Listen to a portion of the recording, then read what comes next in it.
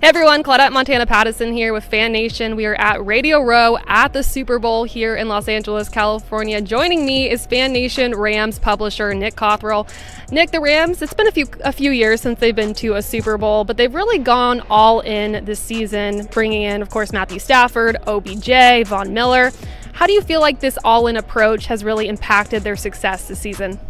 It's really been huge for them, giving them kind of a facelift this season in, all the additions that they've brought aboard, bringing in Von Miller, Odell Beckham Jr., and both of those guys have really been big in key situations, particularly in the playoffs. Odell Beckham Jr. had over 100 receiving yards in the NFC Championship game.